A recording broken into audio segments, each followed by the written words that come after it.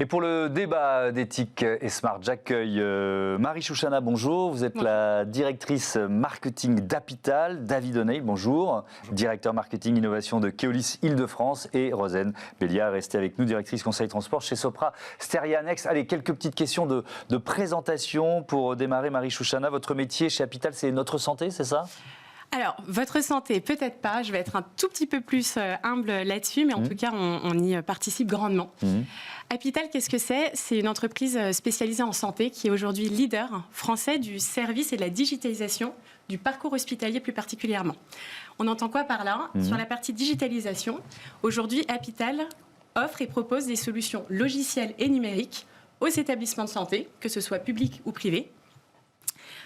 On peut s'inscrire avant, c'est ça ? On peut commencer à remplir son dossier. Par exemple, j'allais justement dire, David, par exemple, je vous prends un exemple si vous me permettez. Vous êtes patient, vous allez demain être hospitalisé, vous allez pouvoir faire votre préadmission en ligne, de chez vous à distance, en 3 clics, au lieu de vous déplacer à l'hôpital. Donc ça, c'est une des solutions que l'on propose parmi le panel de solutions numériques. Après, on est spécialisé aussi sur le service, le serviciel.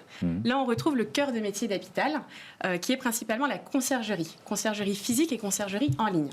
Rosane, par exemple. Pour l'instant, je ne suis pas à l'hôpital, moi. Pas encore. Vous avez par exemple un accident qui vous arrive, pas grave bien évidemment, et vous vous retrouvez à l'hôpital par les urgences. Vous n'avez pas pu anticiper votre séjour, vous n'avez pas pu le préparer, vous n'avez pas votre pyjama, vous n'avez pas votre trousse de toilette. Et vous allez pouvoir vous connecter sur la conciergerie en ligne apital.com, décider de tout ce dont vous avez besoin et vous faire livrer directement en chambre. Donc ça améliore votre confort. Si vous ne vous en sentez pas capable, un proche peut le faire aussi à votre place. Réserver tout ce dont vous avez besoin, prendre vos produits et vous les faire livrer en chambre. Et cette conciergerie-là, physique et en ligne, elle est aussi à disposition du personnel de santé pour pouvoir... Alors ça, on y reviendra. Vous me l'expliquerez un petit peu plus tard parce que c'est effectivement une dimension qui est intéressante. David O'Neill, Keolis, l'un des leaders mondiaux de la mobilité, notamment avec le métro automatique. J'ai une double question. La première réponse est rapide. Dans combien de pays vous êtes présents ? Et puis surtout, c'est quoi la vocation de Keolis ? Nous sommes présents dans 14 pays avec à peu près 68 000 salariés dans le monde. Et notre vocation, c'est d'accompagner les autorités organisatrices de transport et de mobilité à trouver les meilleures solutions de mobilité pour l'ensemble des voyageurs, avec des solutions de mobilité qui soient décarbonées, efficientes et au plus proche des modes de vie des gens qu'on étudie largement à travers notamment un observatoire qui s'appelle Keoscopie, qui nous permet de mieux comprendre et qui est au cœur de notre proposition marketing. Et alors voilà, ça rejoint le thème de notre émission. À quel point le marketing finalement est au centre de la machine, quoi. Alors il est assez clé, évidemment, il y a tous les collègues qui vont s'occuper de la production et d'amener les véhicules et du quotidien, mais le marketing il est important parce que d'une part on doit effectivement comprendre la manière dont les gens vivent,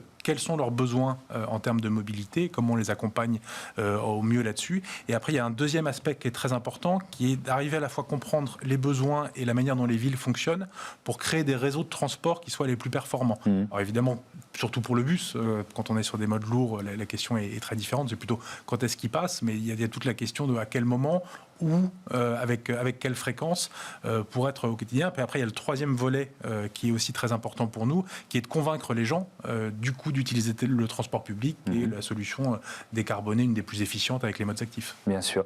Si on ouvre un peu le capot des directions marketing, Rosane Belliard, là on est en train de se dire, vous nous avez dit on est passé du produit à la promesse, comment centrer l'offre sur la promesse, s'il y a des clés ou des leviers ? Alors, il n'y a pas de mystère. Après, l'une des clés principales, c'est quand même l'organisation. C'est-à-dire, tout à l'heure, je disais que la direction marketing est dorénavant vraiment le chef d'orchestre et le dépositaire de cette fameuse promesse client. Donc, c'est vraiment... Et tout à l'heure, on parlait de l'exemple Ouigo. Alors, Ouigo, par exemple, historiquement, quand ça a été créé, était rattaché à la direction marketing.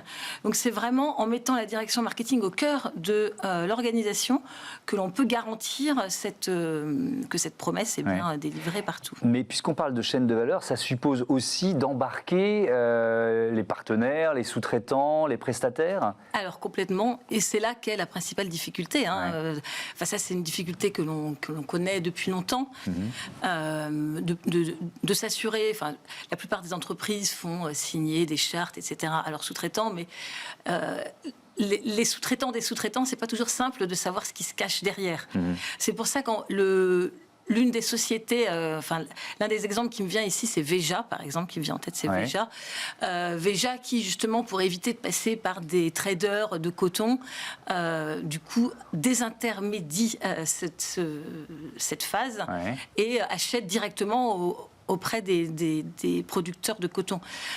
Effectivement, c'est le cœur, le sujet de s'assurer que la promesse est bien délivrée partout doit bien être au cœur de la stratégie achat, mais est une vraie question. Oui, c'est pas la plus simple à résoudre, effectivement. On parle souvent de la loi Pacte dans cette émission, de la raison d'être ou de la mission des entreprises. Là, on a employé le terme de vocation. C'est encore autre chose, mais c'est quoi la vocation d'Apital ?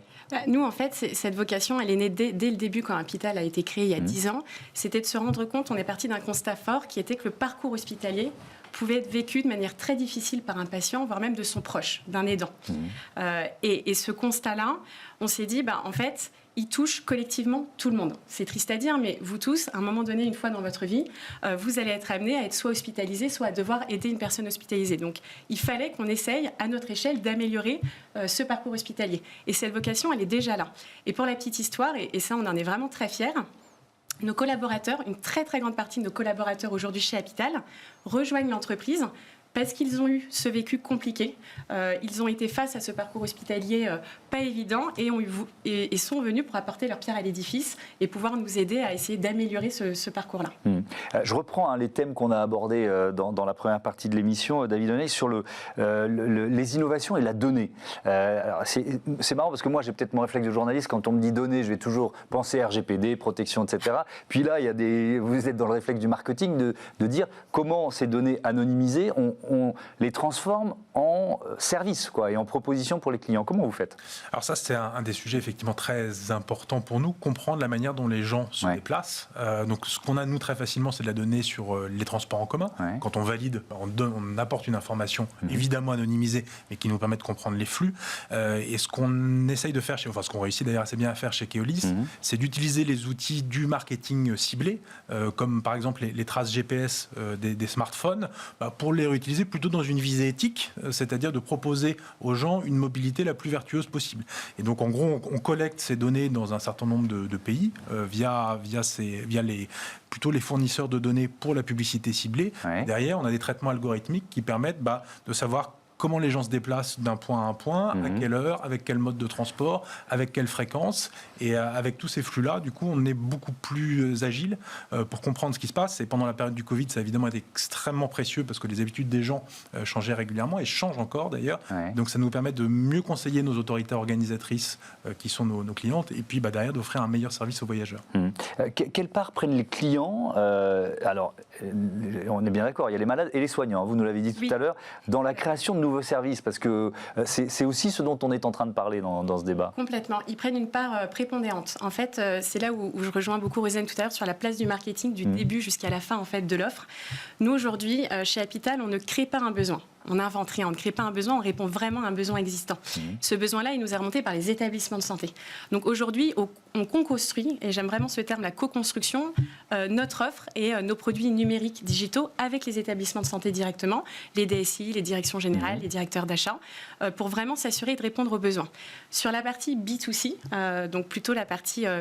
on va dire clients finaux, utilisateurs finaux, qui sont les patients, les proches et le personnel de santé. Là aussi, on crée l'offre et le produit avec eux.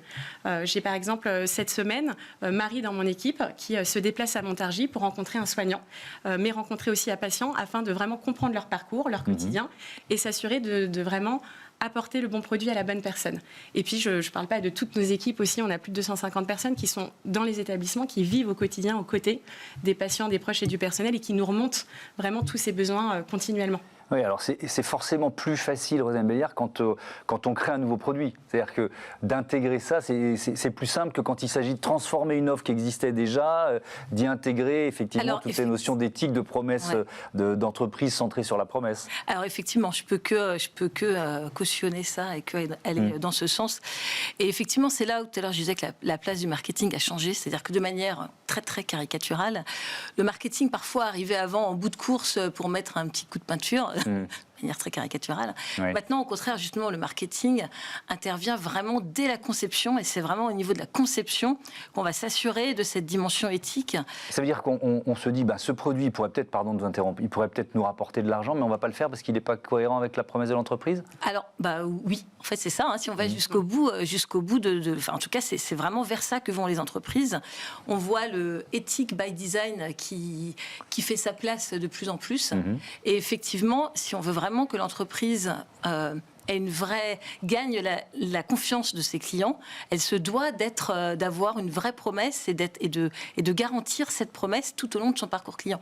Donc oui, si la promesse n'est pas au rendez-vous, on peut ne pas faire le produit. Ouais. Après, c'est un juste milieu à avoir. Évidemment. Alors, on va ouvrir le dernier chapitre de cette éthique et Smart. On va plus loin. On va creuser un petit peu plus cette notion d'expérience client.